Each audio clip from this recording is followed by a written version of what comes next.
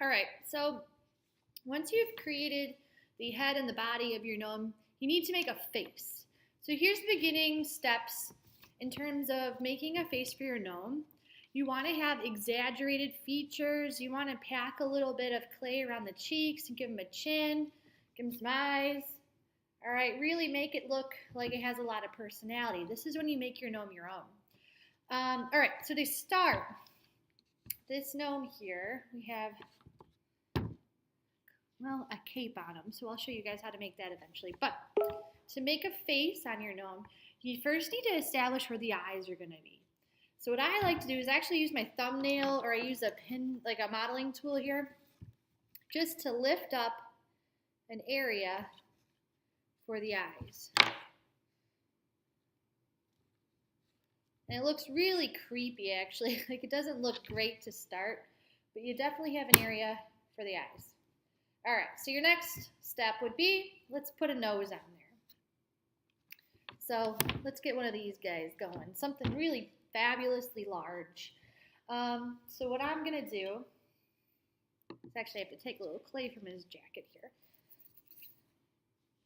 To make a nose, you again want to make something that is a little exaggerated, a little too big for his face, because with all the hair and the eyebrows and the beard and the hat, you need to see some facial features, and you're going to lose a lot of facial features like the eyes and such because of those eyebrows. So the nose is really important. You want to make sure it's a statement nose, because again, putting a beard around this thing is going to be a little more interesting than just a small little schnoz, little beak. All right?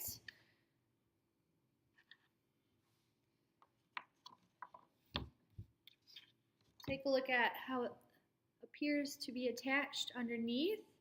And I'm not using my hands for everything. You want to make sure that you're using a modeling tool, because that can reach into areas that your hands cannot. All right, so my next thing would be he needs a chin. So let's put a little bit of this around here. A little extra clay, some volume around that chin. All right.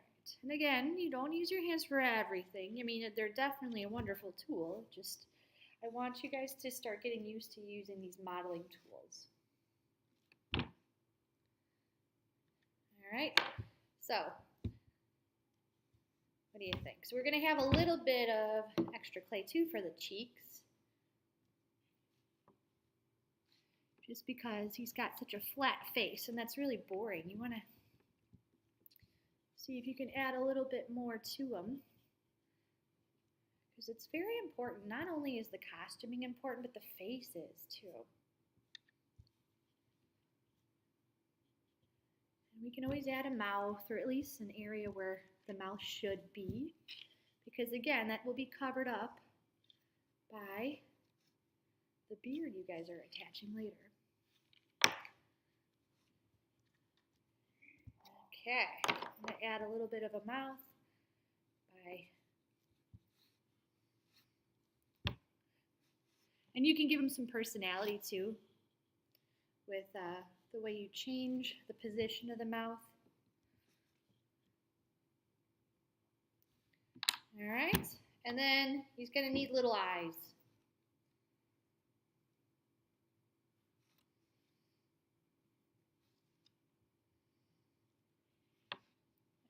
Quite certain how that looks. I'll take a gander.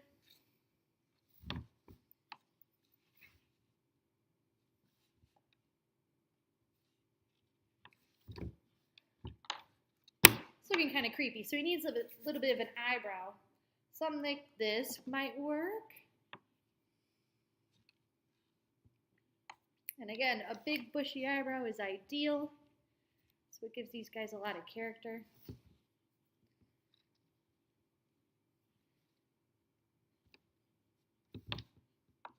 And then, in order to make it look actually like an eyebrow, we want to add a hairy texture to it.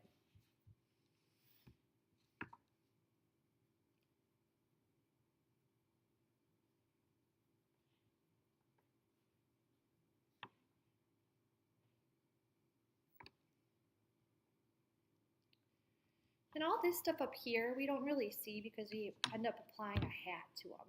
So we add the other eyebrow.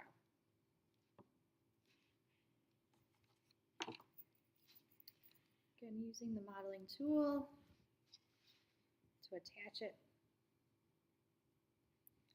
And then again, getting in there with my pin tool and trying to get that hairy-like texture to simulate wonderfully bushy eyebrow.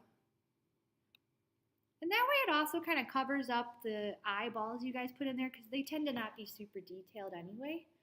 So there you go. And if you want to smooth anything out, I like to use a paintbrush and a little bit of water to smooth everything out.